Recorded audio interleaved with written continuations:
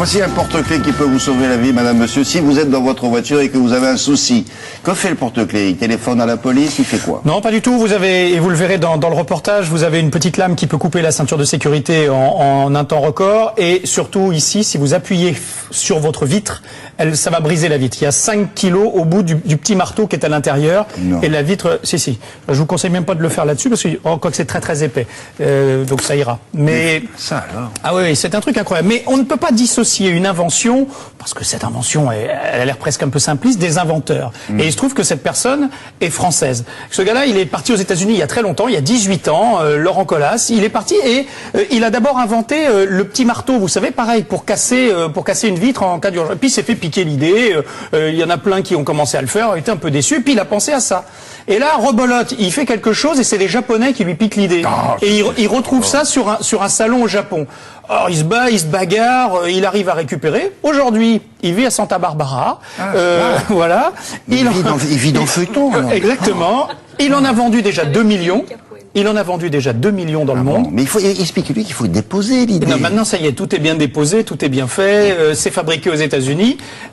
Il a fait travailler, vous le verrez dans le sujet là qu'on va voir dans le petit reportage, de la 3D avec les gens de chez Hollywood quand même, qui lui ont fait, vous allez voir la qualité. Et donc vous apercevez que finalement une petite invention comme ça qui peut sauver. Il y a 350 personnes aux États-Unis qui sont mortes l'année dernière noyées dans leur automobile. Voilà, donc c'est pas un gadget comme ça. Et le truc, il ne déclenche pas tout seul, le marteau. Faut appuyer. Il faut vous vraiment appuyer sur la vitre comme ça, voilà, et puis de cette façon-là. Non. Attends, oui, vas-y.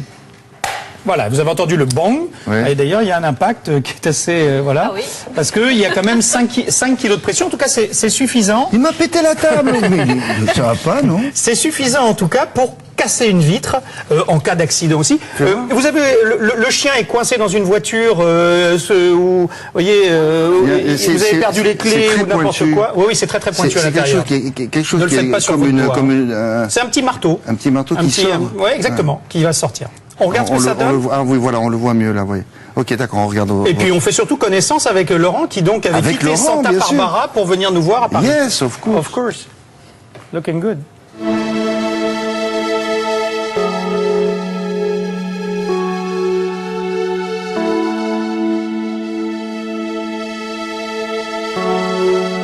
Rescumi, c'est un produit qui se met sur les clés de voiture et qui permet d'avoir accès à une lame de rasoir pour couper la ceinture de sécurité et un système de pression pour briser les vitres latérales.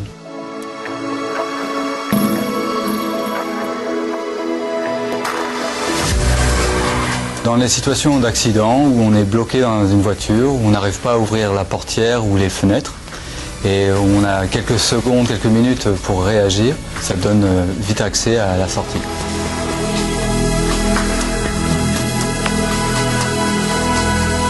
L'idée est venue par le marteau brise-vitre. J'avais pensé qu'il serait bon de le faire en format plus petit, d'où le porte-clés.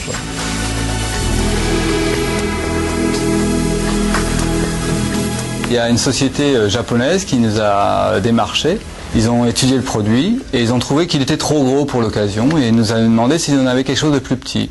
Et je leur ai fait part de cette idée de marteau en porte-clés. Et 1 an et demi plus tard, j'ai des employés qui étaient à 2 salons et sur la même semaine qui m'ont ramené ce produit Rescumi.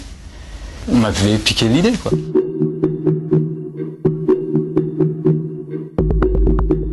Ça pourrait faire un film presque, votre histoire.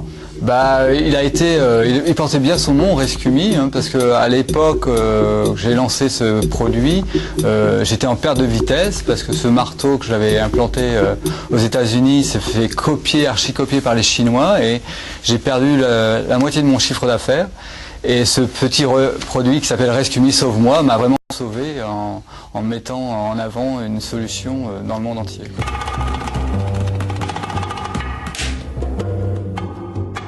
Avec recul, je dirais, il y a pas mal de temps, il était préférable de s'expatrier ailleurs pour exploiter son idée. Aujourd'hui, j'espère croire que le pays devient un pays d'accueil aux innovations en France.